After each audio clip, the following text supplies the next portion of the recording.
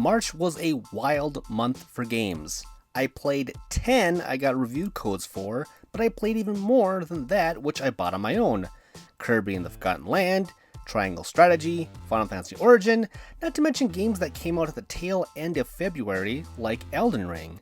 So, needless to say, my month was filled with gaming goodness. Some of these games were awesome, some good to okay, and others, well, you'll see. They run the gamut from RPGs to puzzle games, on Nintendo Switch, and PlayStation and Xbox consoles.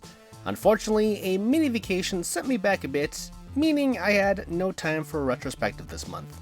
So, bad news aside, let's begin randomly with The Cruel King and the Great Hero. This game is a new NES title about a young girl who finds herself being raised in a world inhabited by monsters. It's a classic turn-based RPG with gorgeous visuals and a matching storybook narrative. Unfortunately, it falls on its sword as it sticks to a lot of old-school ideas like random battles. You also move incredibly slowly, and the grind is a real burden. This goes against the flow of this otherwise chill-looking game. I wish it at least had time-based combat like the Mario RPG series. It's a good game despite my complaints, you just need extreme patience and dedication to keep up with it. Next, Dark Deity pays homage to Fire Emblem. Unfortunately, it's to a fault just like The Cruel King and the Great Hero's reliance on classic turn-based RPGs. The sprites on the map are simple, along with the animations which you can turn on or off. There is a relationship system if you fight next to allies. This will boost stats in various ways and unlock new side stories. It's mostly a linear experience though. The music may be my least favorite thing about the game because it lacks energy.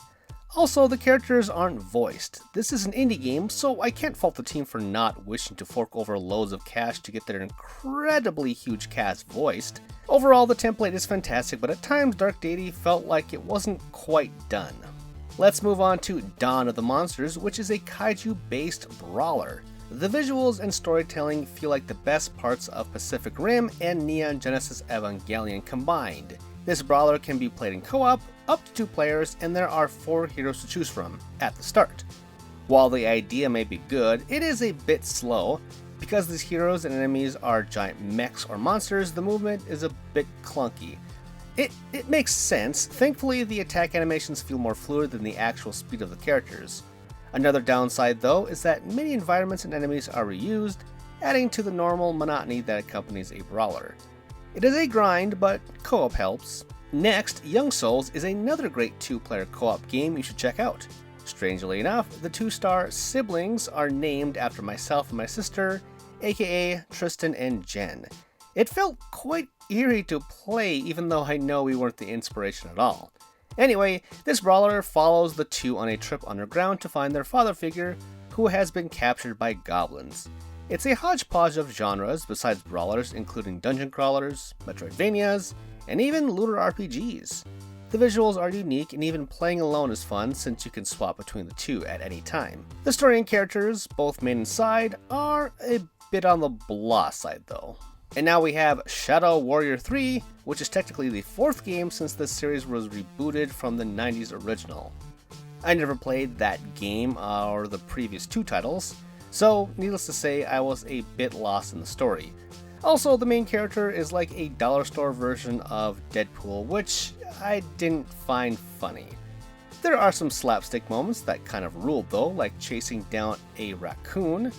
The graphics, while a bit dated, look nice thanks to the art design. Killing enemies was satisfying, but I honestly enjoyed the new grappling hook more.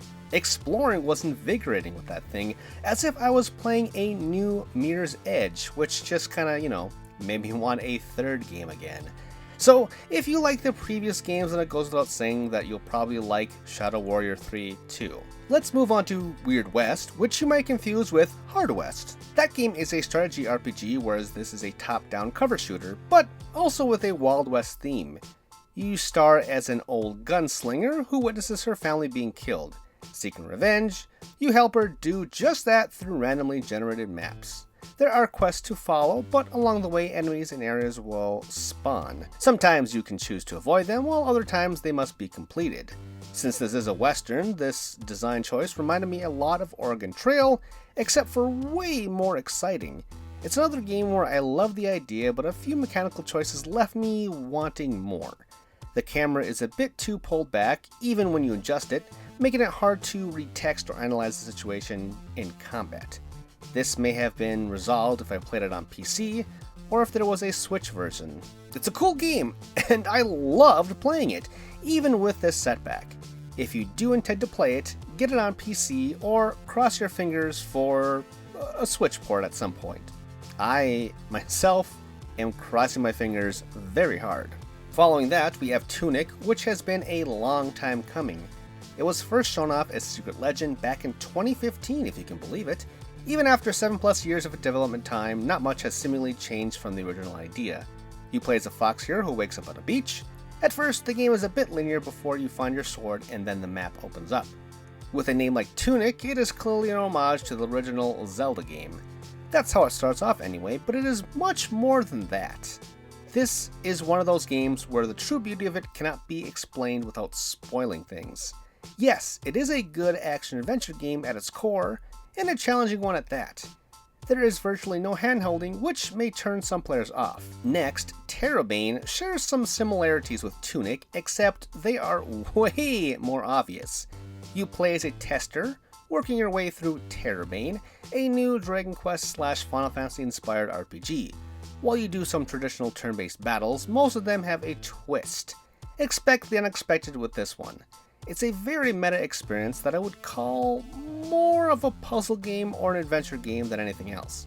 You're trying to break the game as hard as possible so you can help the developer, who keeps popping up, make the best game possible. The comedy didn't always work for me, but I appreciated the high-minded concept of it all. It's another case where I'm hesitant to show much because the journey is the real treat of Terrabane. Moving on, Wife Quest is a fairly basic action platformer. The premise sees an evil witch steal your man, and now you are on a quest to get him back, hence the name. That's pretty much it. Again, I really mean that it is basic. Not bad though. The platforming feels fine, not super tight, but not floaty either. Finishing off the various femme fatales can be funny the first time. The upgrade system is decent enough in between stages, but yeah. I came out of this one feeling nonplussed. If you really, and I mean really, want to play an action platformer with a tinge of anime to it, then be my guest on this one. Last, and very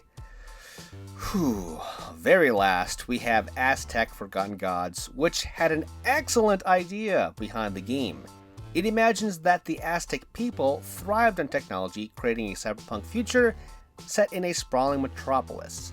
The main character finds herself in a classic Chosen One position. She gets this gigantic metal arm that allows her to pummel foes into oblivion as well as rocket around the city.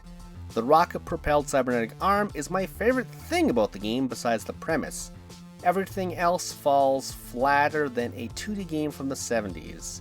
The boss battles are cool, but the combat isn't exciting. The visuals are the most striking part about this game, but in a bad way.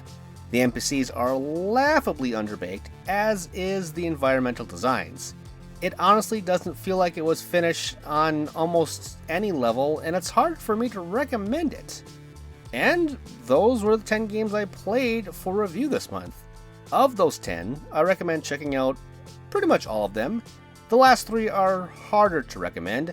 Terrabane is more of an acquired taste, but, you know, pretty cool. Wife Quest is very basic and a bit sleepy, but again, not bad.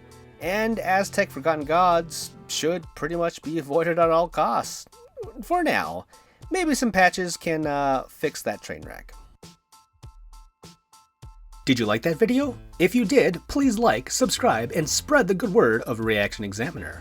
If you want to read more of my stuff, you can find a plethora of my articles over at The Gamer and Game Rant. All of those links and more are in the show notes below. Thanks for watching!